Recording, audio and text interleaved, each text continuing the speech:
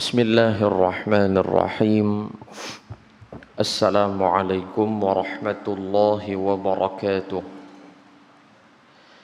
Alhamdulillahi rabbil alamin. Wassalatu wassalamu ala ashrafil mursalin wa ala alihi wa sahbihi ajma'in. Subhanaka la ilma lana illa ma 'allamtana innaka antal alimul hakim. قال رب اشرح لي صدري ويسر لي أمري واحلل عقدة من لساني يفقه قولي ربنا افتح بيننا وبين قومنا بالحق وأنت خير الفاتحين صدق الله العلي العظيم أما بعد. Bersyukur kehadrat Allah Subhanahu wa taala. Pada malam hari yang barakah ini kita dipertemukan semula oleh Allah meneruskan pembacaan kitab kita Fiqhul Harakah dari Sirah Nabawiyah sallallahu alaihi wasallam yang mudah-mudahan mendatangkan kebaikan dan juga keberkatan dari sisi Allah Subhanahu wa taala insya-Allah. Bulan lepas kita berhenti tawana dah. Muka surat apa dah? Muka surat apa? 63 dah. Ha? 66.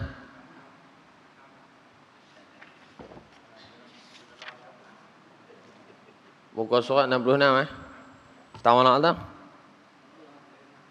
Itulah wahyu.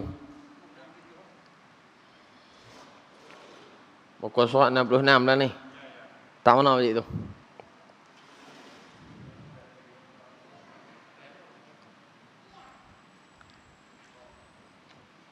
Tak ni.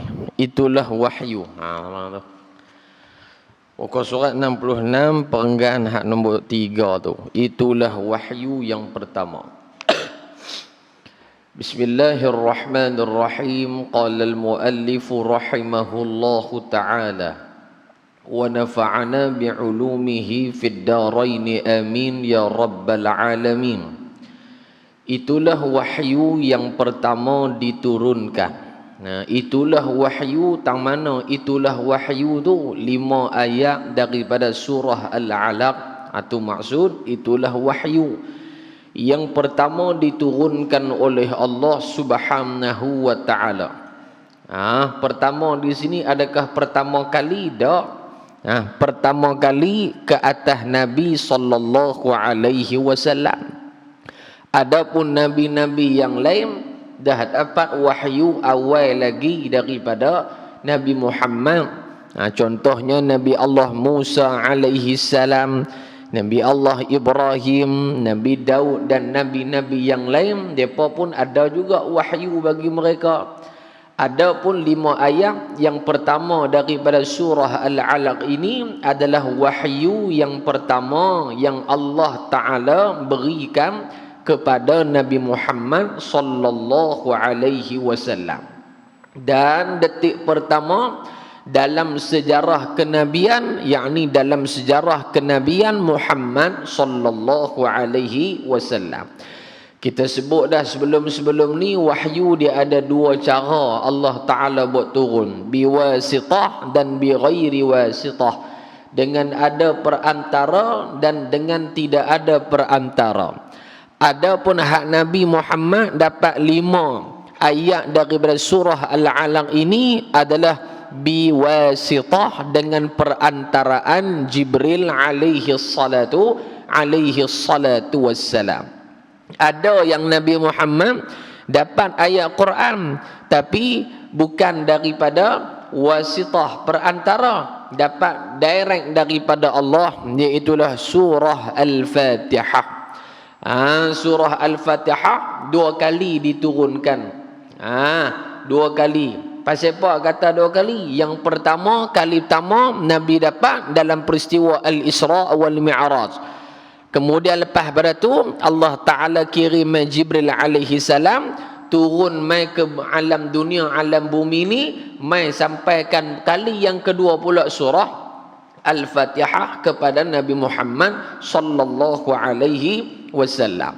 Itu surah Fatihah tu di antara hadiah yang Allah Taala berikan kepada umat Nabi Muhammad sallallahu alaihi wasallam yang tidak pernah diberikan kepada mana-mana nabi dan juga rasul, termasuklah umat-umat yang terdahulu kecuali umat Nabi Muhammad sallallahu alaihi wasallam. Dalam peristiwa Al-Isra' wal Mi'raj, Allah bagi suratul Fatihah, diberikan juga pada lagi salat lima waktu.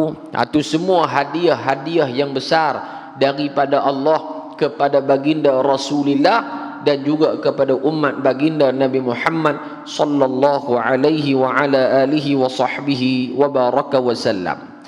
Sesungguhnya penerimaan wahyu itu 5 ayat awal tu dalam surah Al-Alaq menjadi asas yang terbina di atasnya hakikat agama Allah Subhanahu wa taala.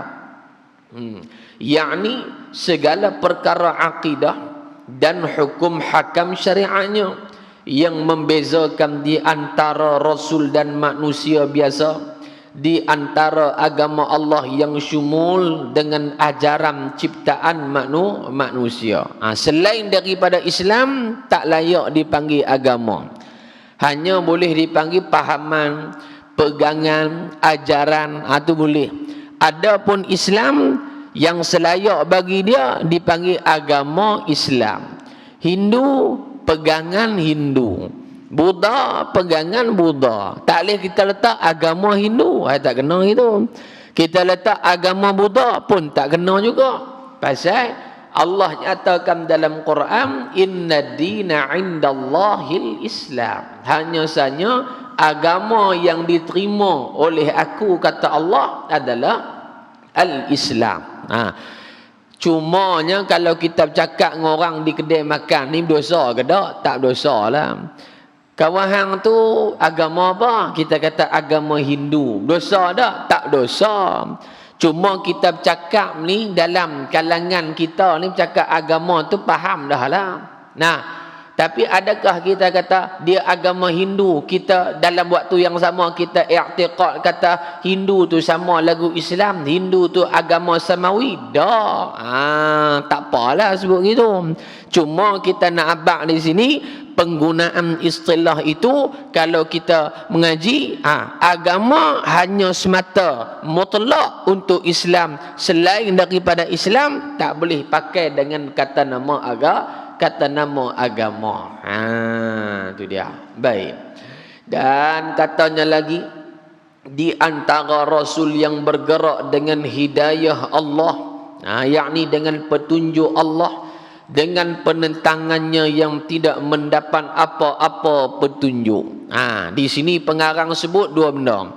Yang pertama, Nabi Muhammad sallallahu alaihi wasallam, segala tingkah laku dia, gerak kerja dia, segala keputusan dia berpandu daripada Allah. Wa ma yantiqu 'anil hawa in huwa illa wahyun yuha. Satu.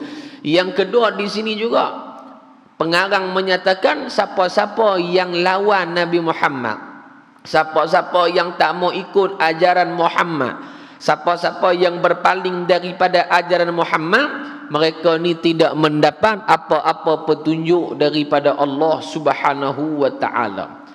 Petunjuk yang lagu mana? Hak pertama, kalau dia Islam, dia berada dalam kesesatan. Dia duk berasa hak dia buat tu betul dah, tapi tak betul. Yang kedua apa dia? Yang kedua, dia kufur. Lawan pula Nabi Muhammad, memang dia dalalam ba'ida, berada dalam kesesatan, kekufuran. Bukan takat kufur saja, ba'ida, jauh terus daripada taufik, hidayah, iman daripada Allah Subhanahu wa taala. Maknanya hak Islam lawan pun tak boleh apa, hak kafir lawan telah lagi tak boleh apa. Wa man a'rada 'an dzikri fa inna lahu ma'isyatan dhanka. Allah Ta'ala sebut, siapa-siapa yang berpaling daripada peringatanku, yakni Al-Quran dan juga sunnah Nabi, peringatan Nabi, fa inna lahu ma'isyatan dhanka, kami jamin orang ini mendapat kesempitan dalam kehidupan dia. wa nahsyuruhum yaumal qiyamati a'ma, dan kami himpunkan mereka pada hari akhirat dalam keadaan a'ma, dalam keadaan dibutakan mata penglihatan mereka oleh Allah Subhanahu wa taala. Dunia dulu celak, tapi mai akhirat buta. Pasal apa? Di dunia dulu ada mata, tahu kata benda tu haram, tahu kata benda tu tak boleh, dia kata boleh juga. Berpaling tak tu? Berpaling dah lah tu. Yang kita kata judi tu haram, haram tak? Haram. Kita kata arak tu haram tak? Haram, haram. Tapi dia sebagai pemimpin, dia sebagai ketua negara, dia sebagai ketua agama, dia hanya tengok depan mata, tak wani nak kata apa. Hari akhirat mata dia buta. Tak kira hang siapa lah, hang permaisuri ke, raja muda ke, raja tua ke, berpaling daripada ajaran Tuhan, buta. Di dunia duduklah istana, akhirat duduklah neraka. Na'udzubillah. Tak kira raja mana nah, Zimbabwe punya raja pun masuk neraka juga. Kalau berpaling daripada ajaran Allah. Oleh kerana ianya apa tu? Ianya penurunan wahyu tu. Lebih tu peristiwa luar biasa, maka Rasulullah sallallahu alaihi wasallam menerimanya. Menerimanya peristiwa luar biasa tu. Itu dengan perasaan yang cemas dan tergesa-gesa pulang. Pasal apa Nabi cemas? Yang pertama, dalam peristiwa tu Nabi tengok rupa Jibril, rupa hak betul. Rupa malaikat Jibril hak betul, bukan merupa dengan muka lain. Muka malaikat Jibril hak betul-betul punya rupa ni, menyebabkan Nabi sallallahu alaihi wasallam dia rasa apa? Dia rasa terkejut. Apa dia benda ni? Yang kedua, Nabi sallallahu alaihi wasallam dipeluk oleh Jibril, dah lah tak pernah jumpa. Lepas tu main peluk pula. Peluk bukan calang-calang peluk sampai sesak napas Nabi, nak menapas pun tak boleh. 3 kali peluk, 2 kali dah kena. Yang ketiga, Nabi mendapat apa?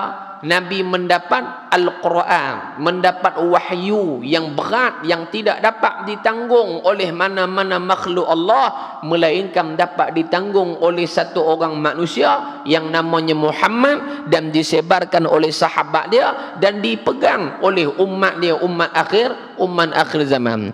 Kan Allah Ta'ala sebut dalam Quran kan, lau apa dia tu, sekiranya kami turunkan Al-Quran ala jabalin la ra'aitahum khashi'an mutasaddi'an min khasyatillah. Sekiranya kami turunkan Al-Quran itu ke atas gunung ganang bukit bukau yang ada di atas muka bumi ni, dia akan berlaku apa? Akan berlaku kehancuran, habis pakai hancur habis bumi-bumi apa dia, gunung ganang yang kuat-kuat, yang megah-megah tadi tu. Pasal apa? Khashi'an mutasaddi'an min khasyatillah, kerana takut dan tak mampu mereka nak tanggung betapa beratnya Al-Quran.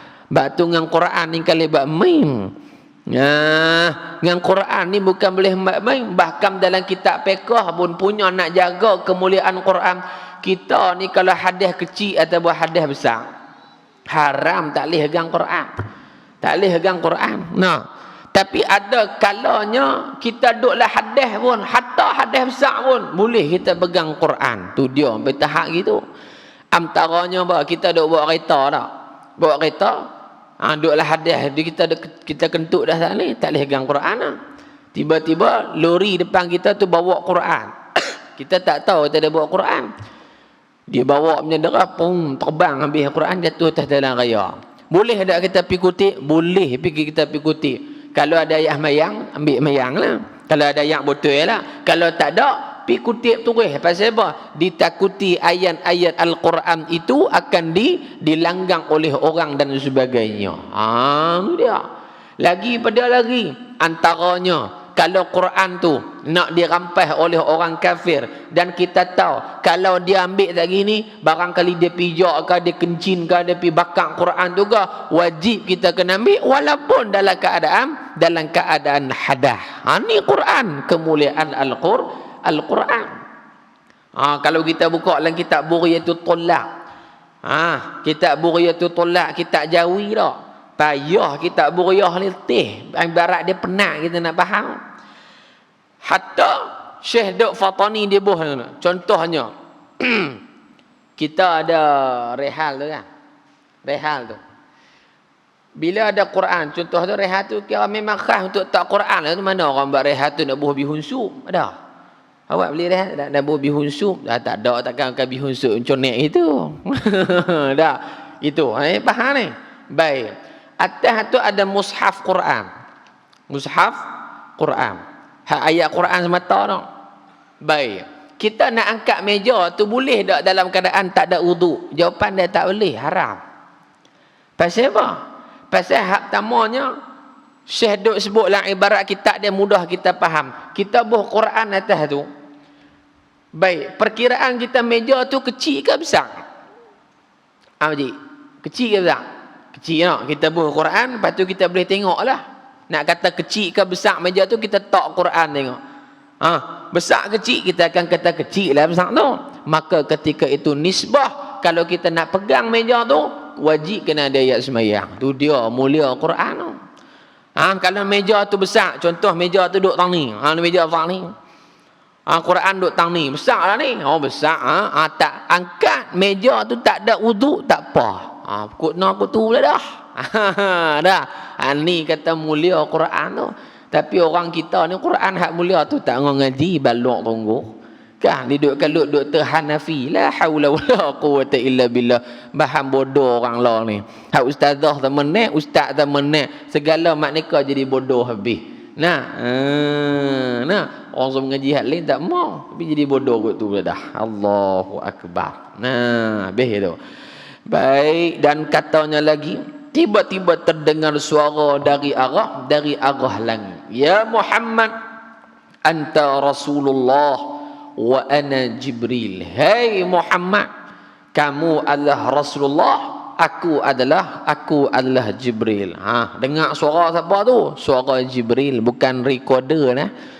Suara Jibril alaihi salatu wassalam. Ya Muhammad, hai Muhammad, kamu adalah Rasulullah dan aku ni siapa? Aku hak tuan suara tu lah, adalah Jibril alaihi salam. Soalan di sini, boleh ke tak boleh panggil Nabi Muhammad dengan nama Ya Muhammad? Ya Muhammad, jawapan dia tak boleh. Hukum dia haram, dosa. Pasal apa? Tak ada adab. Tak ada adab. Tu Jibril panggil Ya Muhammad tak apa pula. Awak kami panggil tak boleh pula. Tu dia. Jadi ulama jawab hukum haram panggil Rasulullah dengan nama Muhammad ini hanya tertakluk pada yang nama kata manusia.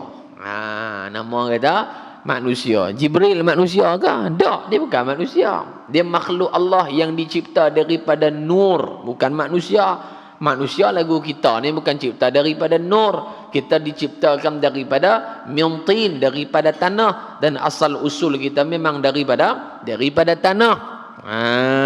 Jadi boleh panggil tak Ya Muhammad? Tak boleh panggil. Hukum dia haram. Sebagaimana satu kisah yang disebutkan oleh Sayyidina Umar Al-Khattab radhiyallahu anhu. Kita buka dalam kitab Al-Arba'in An-Nawawiyah hadis 40 Imam Nawawi rahimahullah. Satu kisah kata Sayyidina Umar radhiyallahu anhu, dia kata apa? Dia kata satu hari kami duduk bainama nahnu julusun 'inda Rasulillah sallallahu alaihi wasallam ittala'a 'alaina rajulun. Satu hari kami duduk dengan Nabi, tiba-tiba ada satu orang lelaki. Yang mana lelaki ni pakaian dia bersih, rambut dia rapi, wangi apa semua cantik. Maka dia pun kata, Ya Muhammad akhbirni 'anil Islam. Wahai Muhammad, ceritakan kepada kami, kepada aku, apakah maksud Islam. Nabi pun cerita pasal Islam, dia pun kata sadaqata ya Muhammad. Apa yang hang sebut tu betul Muhammad.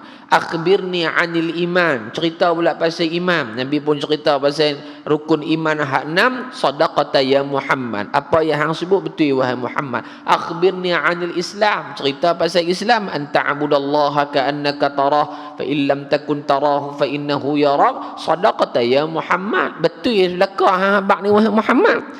Sayyidina Umar dia jadi pening. Dia kata gumana dia ni. Dia tanya, orang jawab, dia kata betul. Makna dia tahu dah lah jawapan tu, duk tanya apa lagi. Maka di sini ulama sebut banyak faedah daripada hadis ni. Yang pertamanya, kadang-kadang soalan hak kita tanya tu walaupun kita tahu, tapi ada orang lain yang tak tahu. Sebab tu orang hak tanya soalan lagi banyak pahala daripada orang hak mengajar. Tapi tuan-tuan malam ni jangan duk tanya saya soalan, pasal saya tak boleh jawab. Duk bertanya pula. Pasal apa? Seorang tanya, kita bagi jawapan. Orang semua pakat tahu. Kalau 40 orang mai 40 tahu dapat ilmu hak baru, pakat balik duk beramai, dapat tak pahala kat kawan yang tanya tadi tu? Dapat pahala kat dia. Selama mana orang duk beramal dengan jawapan daripada persoalan dia pun dapat pahala. Dapat pahala tanya, dapat pahala ilmu baru, dapat pahala beramal, dapat pahala orang lain dapat ilmu baru, oleh orang lain beramal pula dengan ilmu tu. 5 pahala dia dapat. Saya dapat 2 ya kalau saya jawab. Tu pun kalau betul, kalau tak betul punah kena jahanam tu. Saya jawab betul, dapat tu pahala. Lepas tu kawan kita dapat ke makna ilmu baru. Lepas tu orang lain pun dapat 3 beramal, takat boleh 4 gitu ya. Orang hak tanya boleh 5. Syarat dia soalan yang bermanfaat lah. Jangan duk tanya hak merepek. Ustaz, macam mana perkembangan Dr. Hanafi? Pergi tanya dia lah, aku nak tahu. Rumah bini dia, rumah tangga dia. Kan orang kita ni tak ada kerja. Orang cerai pun dia kelut, orang menikah dia kelut. Orang menikah 2 dia kelut, menikah 3 pun kelut. Hang tak menikah pun duk kelut rumah tangga orang. Menikah dengan muda pun dia kata-kata, menikah dengan tua dia kata nak bolok reta. La haula wala quwwata illa billah. Ni tak ada kerja orang kita ni. Kan? Ngaji tak mau dia duk kacau rumah tangga orang. Pelik sungguh. Nah, baik. Yang kedua daripada hadis tu dia, Sayyidina Umar dia jadi pening pasal apa dia ni jawab. Dia tanya, dia tahu. Patutnya hang tak payah tanya lah. Yang kedua apa dia, kadang-kadang soalan hak kita tanya tu nampak lagu mudah, tapi ada orang dia tak tahu, bagi dia rasa apa? Rasa payah. Dua. Maknanya tak semua kita ni menguasai semua ilmu sama. Kita ngaji fiqh satu kitab, seorang ustaz ngajar syarah hak sama juga, masjid hak sama enggak? Kan? Tapi dia bila mana ustaz tu syarah bab istinja, kawan kita faham syarat sah istinja, hak kita faham benda yang tak mengesahkan istinja. Kawan ni pula faham benda-benda yang membatalkan solat. Kawan ni pula faham benda yang makruh dalam solat. Mai tanya hak batal mayang, dia tak apa nak clear sangat. Tanya hak makruh dalam mayang, dia faham lah ke tu. Wa ma utitum minal ilmi illa qalila. Aku bagi sikit saja ilmu kat kamu. Hang ada sikit, hang ada sikit, hang ada sikit. Tu dia nah. Baik, yang kedua. Yang ketiga, hadis itu laki ni kata ya Muhammad, hey Muhammad. Sahabat terkejut. Pak tu Sayyidina Umar dia terkejut. Pasal apa dia boleh panggil ya Muhammad, panggil nama, kami tak boleh panggil nama apa? Di sini kata ulama bahawasanya hukum yang mengatakan haram memanggil Nabi Muhammad dengan Muhammad semata hanya tertakluk kepada umat Muhammad daripada manusia. Adapun malaikat tak termasuk dalam taklif tadi ni. Tu dia nak. Ada hadis lain juga. Seorang Arab Badui, Anas bin Malik jalan dengan Nabi. Dalam keadaan Nabi SAW, Nabi pakai rida. Rida ini tak? Buah ditekak gitu. Jadi bila buah ditekak ini, kain selepang Nabi ni, kain dia kasar. Kain dia kasar. Kalau kita beli rida hak Indonesia no, Hak Indonesia tu dia ada hak lembut tu. Kain baldu, nak baldu tak baldu tu, kain cotton tu. Kalau kita beli hak Yaman, hak berat sikit tu, RM70 ke RM80 tu, dia kasar ni, dia berat. Jadi bila duduk atas tengkok ni orang tarik, kalau putih ke memang lekat terus lah di tengkok dia tu. Jadinya Nabi pakai gitu. Jalan nganas bin Malik, tiba-tiba seorang Arab Badui main. Arab Badui. Arab Badui ni dalam hadis sebut A'rabiyun. Arab Badui lah. Baik. Dia main perak, dia tarik itu lekat merah di tekak Nabi. Dia kata, "Ya Muhammad." Dia panggil nama tu Quran Asam tu. Dia panggil Ya Muhammad, dia tak panggil Ya Rasulullah, dia panggil Ya Muhammad tu. Tu dia. Hak tadi ni ustaz kata hak tu malaikat, tak apa. Kami boleh terima lah. Ni laki ni bukan malaikat, dia orang manusia. Pasal apa dia panggil juga Muhammad? Dia panggil nama terus. Pasal apa tak panggil Ya Rasulullah? Maka di sini ulama mengatakan ihtimal tanggung atas dua keadaan. Ni cermat ulama faham hadis. Hak pertama, barangkali Arab Badui tadi dipanggil Ya Muhammad dengan nama Nabi, barangkali pada ketika itu hukum pengharaman memanggil nama Rasulullah secara mujarrad, secara semata Muhammad, tidak ada lagi pada ketika tu. Tak turun lagi hukum tu. Tak ada lagi hukum tu. Jadi dia panggil Ya Muhammad. Maknanya kalau dia panggil waktu tu dosa dah, tak ada hukum lagi, tak dosa apa lah bagi dia. Satu. Yang kedua, ulama tanggung ihtimal atas barangkali dah ada hukum pada ketika tu. Tapi ni dia ni Arab Badui, orang yang jahil, dia tak tahu hukum hakam, jadi dia panggil. Berdosa ke tak dosa? Tak dosa. Bagaimana dia duduk orang jahil, duduk dalam hutan hulu banat mana tu? Maka dua ihtimal, dua tanggung keadaan di situ kata para ulama. Barangkali hukum dah ada, tapi dia tak tahu, dia jahil. Barangkali dia panggil waktu tu hukum tak ada lagi tentang pengharaman tu, maka dua-dua keadaannya tidak berdosa. Tu dia nah. Baik. Apabila baginda mengangkat kepalanya, tiba-tiba baginda melihat malaikat Jibril merupakan dirinya sebagai seorang lelaki. Kedua-dua belah kakinya sampai ke ufuk langit dan ke mana sahaja Rasulullah berpaling, baginda melihatnya. Baik. Khadijah radhiyallahu anha yang merasa bimbang terhadap suaminya. Setelah beberapa hari tidak pulang menghantar utusan mencarinya siapa? Nya Rasulullah. Tiba-tiba Nabi pulang ke rumah dengan keadaan badannya gebentar dan berkata, selimutkan aku. Ni isteri yang salihah. Bila dia duk tahu kata laki dia main di masjid, kan, selalu sampai rumah ke 10 mesti sampai dah. Ni malam ni ke 11 tak sampai lagi ni. Telefon tekah hak laki tu, dia nakal, dia tak bawa telefon. Bini dia telefon, tengok telefon duk di ruang tamu. Celaka pak hang lah kata, tak bawa telefon malam ni mesti pitang lain ni. Selalu tiap-tiap malam duk bawa telefon, malam ni tak bawa telefon. Telefon Pak Mit, telefon Pak Leh, telefon Pak Daud, semua mereka ni, geng-geng laki kita ni semua tak bawa telefon malam tu. Dia kata perasan. Perasan dah, rupa-rupanya duk makan mi udang ida Sungai Dua. Dia ingat kapi nikah lain dah. Jadi maklum telefon lah Pak Long pun bawa lah telefon. Sebab apa? Sebab bila bini kita telefon, kita tak angkat, dia susah hati. Bila dia susah hati, kita balik rumah lagi, mula pergi mana? Lepas tu kita kata dia syarah kita, bukan dia syarah kita. Kita tak buat telefon. Tu tak Bang Peruh? Bisa kenal tak? Tak bisa kenal? Kemah. Kira tak bisa kenal, boleh tiak kira kemah. Pakcik bisa kenal cik? Bisa kenal? Orang lama tak bisa mohong.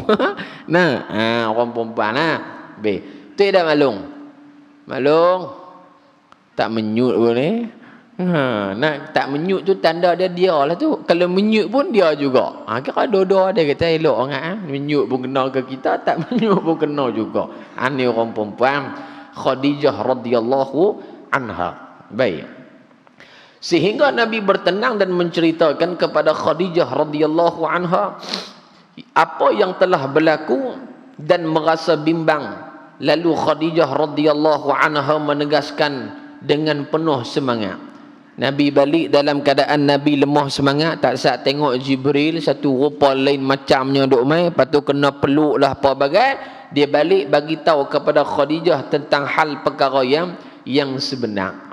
Nabi ajak kita jangan memohong bini. Faham ni?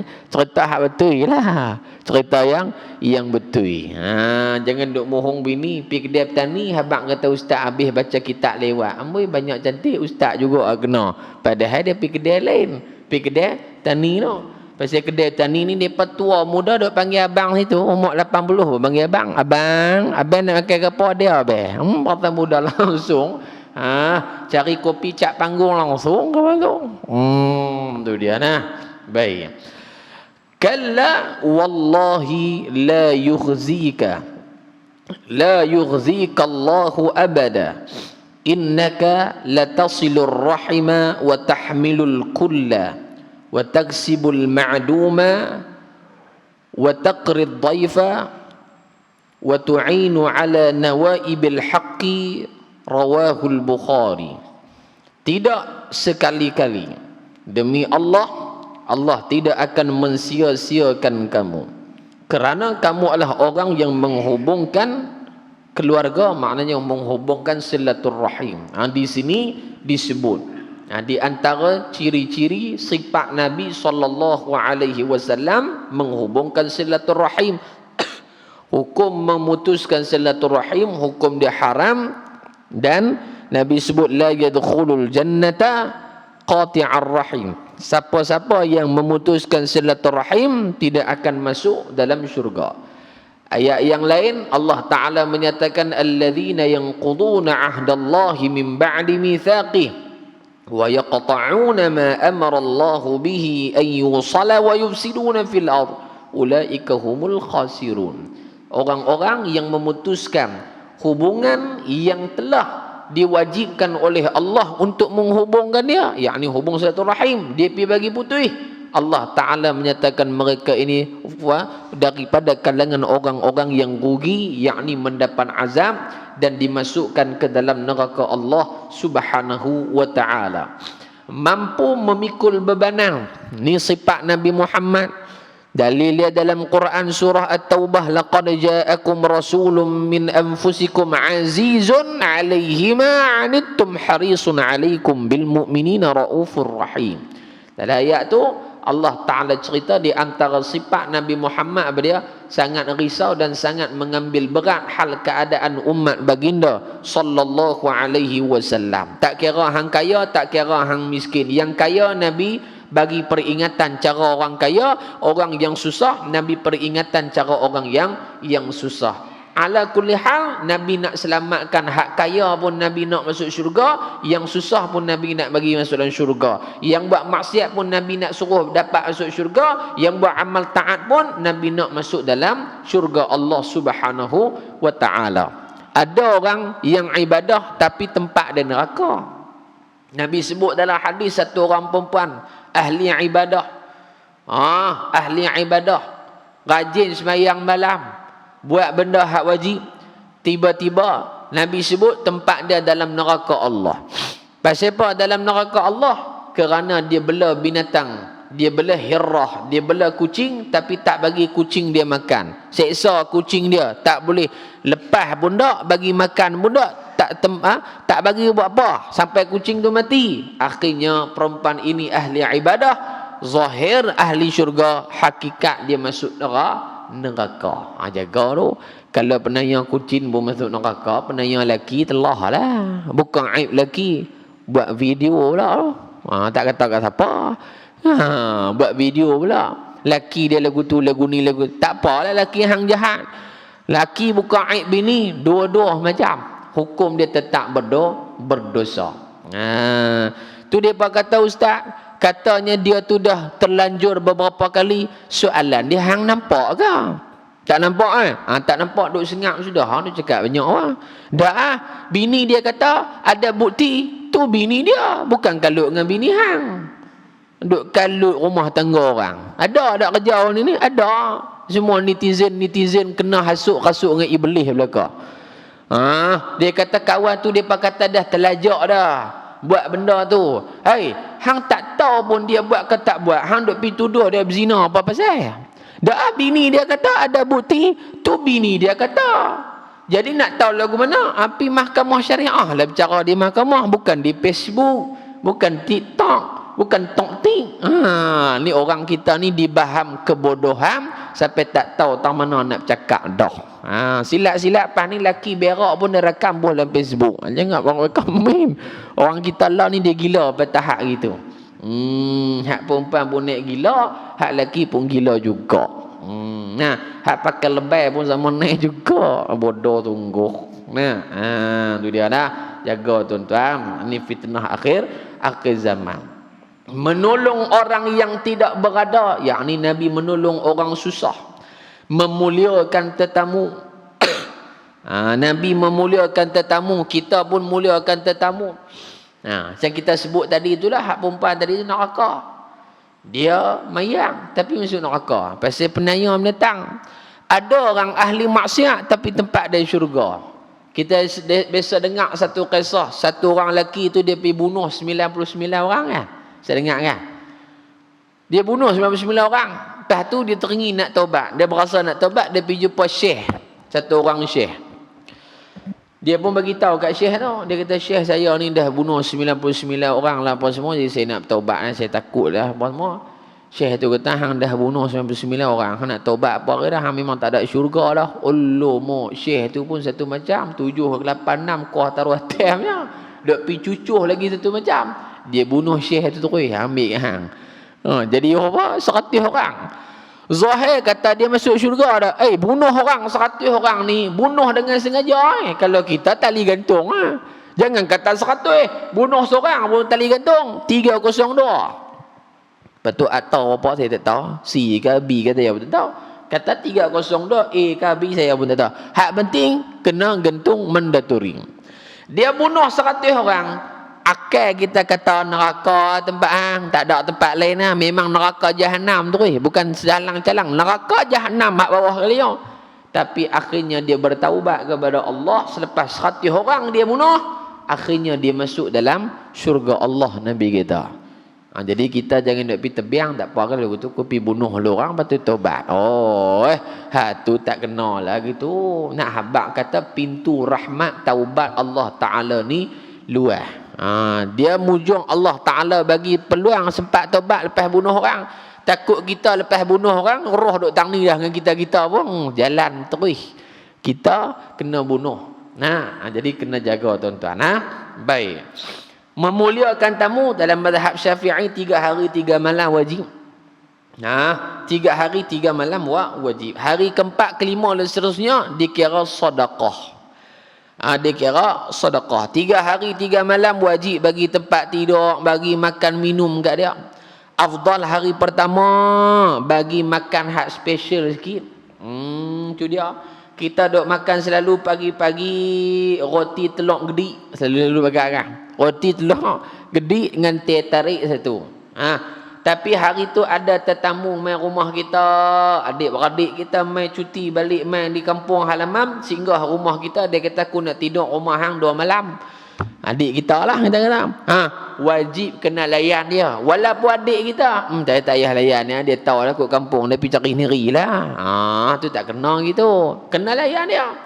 Hari pertama bagi hak sedap-sedap, jangan bagi telur gedik, bagi telur senyap. Bagi roti telur senyap, jangan duk gedik kerap kan. Ayak teh tarik tukang ayak apa? Teh tarik sarbat. Hak simple lagi ada teh tarik halia ke barang. Hari pertama. Makan pagi special, makan tengah hari special, makan malam special. Mengikut kemampuan.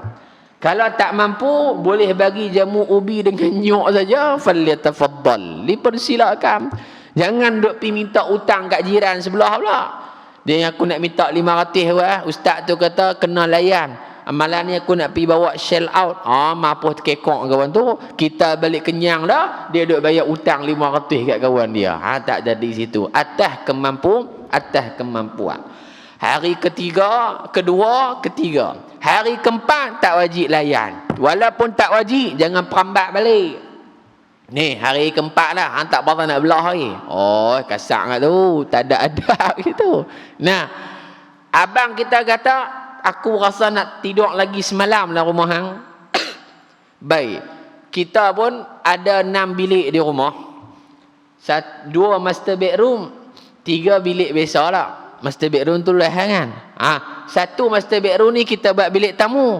Ada aircon, ada hak nu segala, maknanya kolam renang mau duduk dalam bilik tu. Kita kata apa? Hang nak duduk? Boleh. Tapi hang kena bayar aku cah. Berkira pahit adik ni pun. Aku cah kat hang satu malam RM50. Kita nak duduk, wajib kena bayar. Kita nak duduk, wajib kena bayar. Pasal apa? Tempoh layanan dia ke kita tu 3 hari memada dah. Hari keempat, Nabi kata sedekah. Cuma kita ni orang merebah kudung ni bagus, duduk 10 hari pun tak apa. Kita tak ambil, cuma muka lah jadi lain. Muka je jadi lain. Mayang pun jadi muka satu macam. Makan pun duduk jadi dah gutu dah duduk main. Faham-faham lah. No? Setengah-setengah tu kadang-kadang dia buat guna. Bulan ni elektrik nampak macam naik no. Sambil duduk makan tu, duduk perli ke meja makan no. Dia kata nampak gaya bulan ni yang kita punya elektrik rumah kita ni melambung-lambung no, nampak gaya ni. Pasal aircon guna banyak ni. Orang hak sama juga nak bayar. Cara tu. Ada juga. Ada jenis orang dia tak main duduk rumah kita tidak. Dia main ziarah rumah kita tapi jenis menyembang. Kita kena dah ni. Tak tahu nak buat guna mana dah, kena buat cara kasar. Kan? Kita kata, ni sekali saya nak keluar pergi mengajar ni, pukul 6.30 tadi, bolehlah kita sembang sah. Baik Ustaz, baik. Ustaz nak sembang Ustaz. Pompang, 6.45. Kita duduk lindah. Mampu dah, 6.45.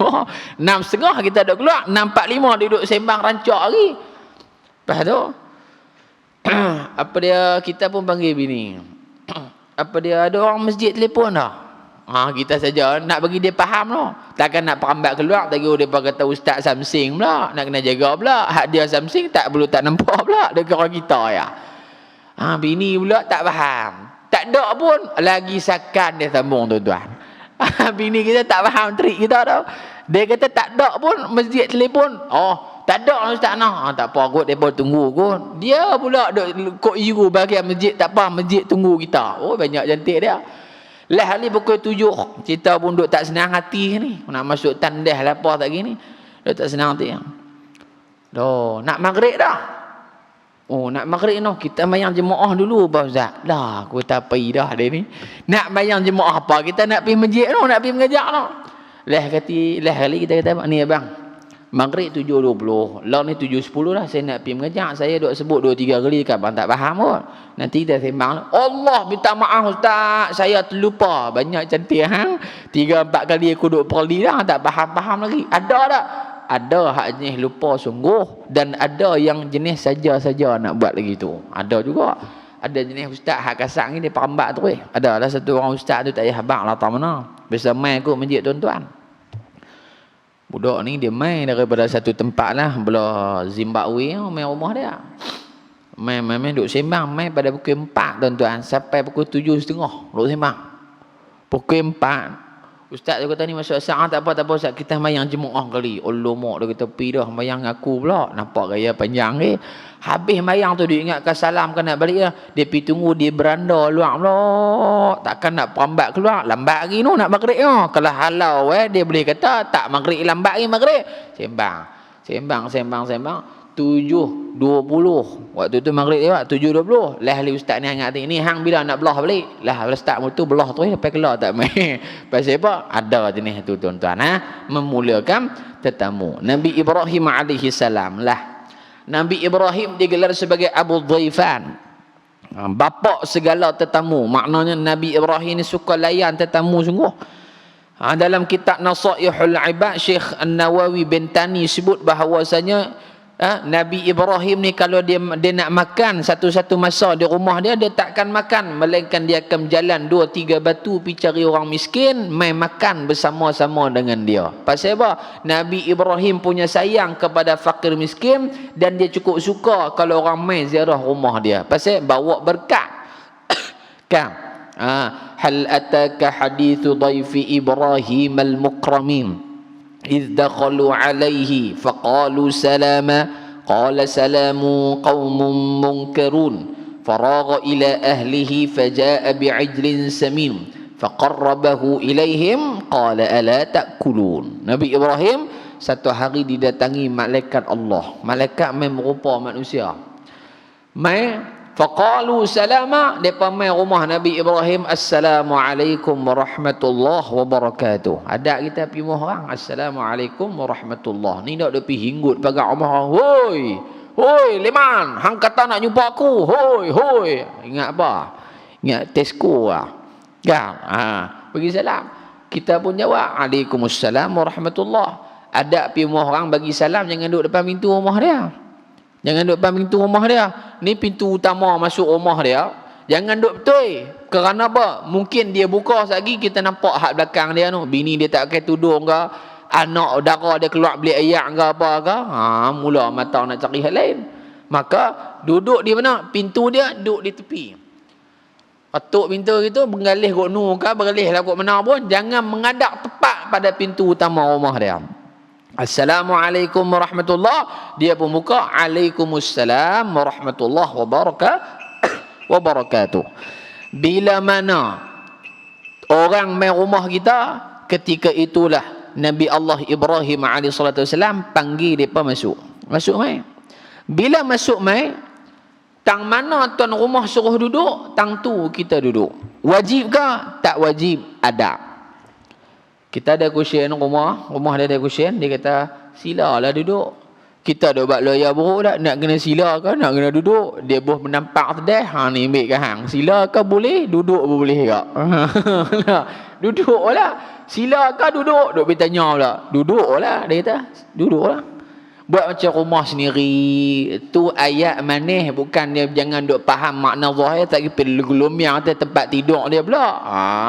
Ada juga hak bengong gini. Kan? Duduk. Lepas tu kita tak boleh nak duduk tahun tu. Barangkali kita sakit belakang ke apa ke, minta izin kat dia. Ni saya minta maaf nak ubah tempat. Awak kusyen kerah. Jangan duduk puji gitu. Tu tak ada. Makit pasal apa? Saya nak kena duduk di atas. Pasal saya kalau duduk atas lantai, sehari saya sakit lagu dulu. Habang ke dia lah. Jangan duduk komen pula. Kusyen kerah ni beli mana ni? Kusyen ni bandel ke? Sehari bantal lepas ke muka. Kan? Tu tuan rumah. Adab tuan rumah dan orang hak main rumah tetamu tu. Nabi Ibrahim kata apa? Nabi Ibrahim kata kepada ahli keluarga dia, faja'a bi'ijlin samin. Nabi Ibrahim sebut kepada isteri dia, wahai isteriku, pi masak tak benda apa hak sedap-sedap buat mai. Faja'a bi'ijlin samin, isteri Nabi Ibrahim masak. Faja'a, maka Nabi Ibrahim bawa bekas makanan yang dimasak oleh isteri dia yang tercinta tu. Faja'a bi'ijlin samin. Buat mai ni tuan-tuan, bi'ijlin samin, dengan daging lembu yang sedap. Kita kata lah ni buat mai kencok mah. Itulah daging sedap ni. What you ka, how are you ka, I love you ka, apa ikut suka lah. Daging khas sedap. Faqarrabahu ilaihim. Ada tu rumah, kita ambil tu, kita tolong buh dalam pinggan ni bang. Jangan pilih tak, ambil lah. Ambil lah makan banyak nak pun ikut suka hang. Kalau hang berasa makan peri, makan sikit sudah. Nak jamu orang makan pun kasak. Bubuh. Adab Nabi Ibrahim layan orang main rumah dia. Faqarrabahu ilaihim qala ala ta'kulun. Ni juga pantang larang, tak haram tapi kurang beradab. Nabi Ibrahim tak pernah buat. Bila mana orang main rumah dia, Nabi Ibrahim tak tanya, nak makan tak? Tuan-tuan duk tanya gitu. Kita kalau orang tanya kita pun, kita tak jawab. Walaupun kita main dalam kereta, tak duk pasang ni aku nak berdarah di rumah dia, roti kering tak gini. Dia main tanya, nak makan tak? Hak tak malu kata, tunggu tak makan. Tu kalau tak malu. Kalau hak kita mengaji, hak kita faham, kita tak kata, tak apalah, tak payah susah-susah, tak sak makan dah. Dalam hati kita celaka, orang dia tanya apa tu, orang dia lepak ni. Qala ala ta'kulun. Nabi Ibrahim tak tanya, makan ke? Kawan tu pergi tengah hari kembang, tu suruh tanya, jamu hak mana dah sudah. Bagi roti ke apa ke? Bagi. Jangan tanya. Bila tanya, maka itu tanda tuan rumah tidak memahami hasrat orang yang main. Dia makan, tak makan. Nombor 2. Jamu ayak ke roti ke apa, tak ada makan. Habak tak ada makan. Minta maaf nak, kami kalau orang main tengah hari, kami suruh puasa. Habak tu terus senang. Dia pun tak ada dah kata apa. Pasal kami suruh puasa tu ke rumah kita. Nah, jangan tanya. Kurang adab. Tak dosa lah, kurang adab. Dan menolong orang-orang yang ditimpa kemalangan. Bukan naik kereta eksiden putih pala kemalangan sini ni. Maknanya musibah, ujian daripada Allah Subhanahu wa taala. Hadis riwayat Al-Bukhari, wallahu a'lam bis-shawab. Sambung bulan depan. Tahun depan kita sambung. Setahun kita cuti, tahun depan kita jumpa pula insya-Allah. Muka surat 68. Penegasan itu diucapkan di atas keyakinannya. Keyakinannya siapa? Nya Khadijah. Situ nah. Tanda situ. InsyaAllah panjang umur kita jumpa lagi tuan-tuan. Yang baik daripada Allah, yang terkurang terkasar itu mohon ampun dan maaf. Lagi keluar lagi ibu-ibu, ayah-ayah, abang-abang sekalian, boleh ambil kalender 2022. Percuma boleh dapatkan di luar sana tu. Percuma. 1 boleh, 2 boleh, 3 boleh, berapa-berapa pun boleh. Nak bawa pergi tempat kerja ke, di rumah kita ada surau ke apa, nak letak di surau, boleh ambil. Hak mana ada tu lah, ambil lah, bagi perhabis bang. Mudah-mudahan ada manfaat. Percuma tak kena duit. Dekat tu kita cetak juga nombor akaun, kod nak buat duit. Dah. Untuk apa tu? Untuk kebajikan. Guru kita, pelajar-pelajar kita, maintenance dan sebagainya. Dan ada akaun wakaf, akaun tabung kebajikan. Nah, lah ni dia tak gaduh dah. Dia buka QR code tu, dia tek tu, duit masuk terus. Selamat Hari Raya, maaf zahir dan batin. Tu tabuh lah berapa pun tuan-tuan nak buh. Tak tahu mati bila. Jadi sebelum mati buh. Belum mati buh tuan-tuan. Tak wajib nah, sunat sahaja bersedekah. Wallahu a'lam bis-shawab. Bismillahirrahmanirrahim. Alhamdulillahirabbil alamin. Wassalatu wassalamu ala asyrafil mursalin wa ala alihi wa sahbihi ajma'in. Allahumma anfa'na bima 'allamtana wa 'allimna ma yanfa'una bi rahmatika ya arhamar rahimin. Wa sallallahu ala sayyidina Muhammad walhamdulillahi rabbil alamin. Taqabbalallahu minkum. Assalamualaikum warahmatullahi wabarakatuh.